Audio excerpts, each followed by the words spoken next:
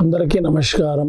పెద్దవాళ్ళకు చిన్నవాళ్ళకు మా చిలక జోష్యం చూస్తున్న ప్రతి ఒక్కళ్ళకు ఈ కొత్త సంవత్సరం జనవరి మీకు చేసే పనిలో అనుకున్న పనిలో సవ్యంగా ఉండాలని, తమ చేసే వృత్తిలో జాబ్ విషయంలో తమ ఉద్యోగంలో ఉన్న వాళ్ళకు ఈ కొత్త సంవత్సరం 2024 సంవత్సరం జనవరి నెల ఈ సంక్రాంతి మూమెంట్లో మీకు చేసే పనిలో వ్యాపారం లాంటిది ఎలా ఉంది, ఇంకా కుటుంబ సమస్యల్లో, ఇంకా తమకు భార్య భర్తల్లో, వివాహంలో, పెళ్ళి పేరెంటాల్లో, గృహప్రవేశాల లాంటివి, ఇంకా కొత్త పనులు ఏవేవి అనుకుంటారో ఈ 12 రాశుల మీద ఒక్కొక్క పేరు మీద ఎలా వస్తుందో అమ్మవారి సమ్మక్క సారక్క దయ వల్ల అందరికి 12 రాశుల వాళ్ళకు కూడా అందరికీ శుభాలే రావాలని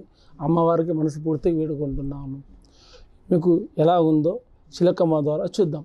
చూడమ్మా చిలకమ్మ, రామ్మ, మకర రాశి వల్ల జాతకం చూడు ఎలా ఉంది ఎలా లేదు. మకర రాశి జనవరి నెల కొత్త సంవత్సరం ఎలా నడుస్తుంది వాళ్ళ పేరు మీద సంక్రాంతి గడియల్లో.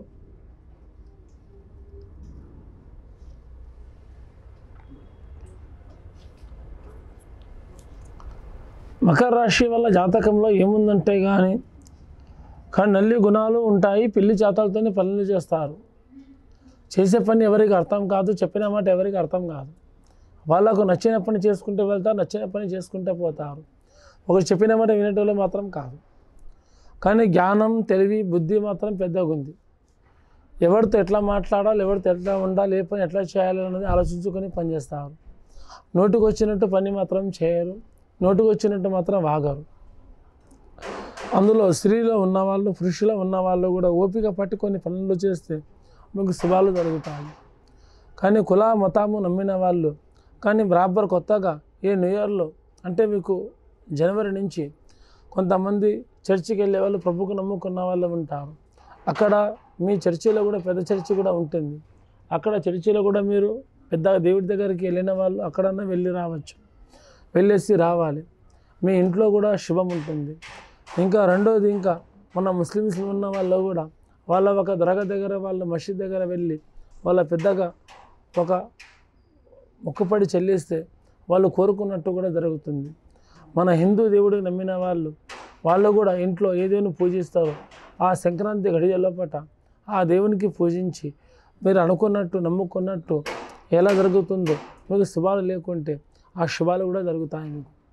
ఇప్పటికైతే కానీ గ్రహాలు గండాలు అయితే లేవు, ఉన్నట్టు దోషాలు ఉన్న చిక్కులు అయితే వెళ్ళిపోయాయి. ముందుకు ఈ రాశి మీద ఎక్కడ పోయినా ఈ అంటే మీకు లోకుల దృష్టి, లోకుల చెడు కన్నులు మీ మీద కూడా చాలా ఉంటాయి. కొంచెం మీరు చూసి నడుచుకుంటే చదువులో ఉన్నవాళ్ళు, విద్యలో ఉన్నవాళ్ళు అన్నిట్లో ముందుకు సాగుతుంది. కోరుకున్న పని, అనుకున్న పని కూడా సవ్యంగా జరుగుతుంది. భయపడాల్సిన అవసరం లేదు. ఏ పని చేసినా ఎక్కడ వెళ్ళినా కూడా శుభం జరుగుతుంది. కొంచెం జాగ్రత్తగా పాటిస్తే మీకు చాలు. అందరికీ నమస్కారం.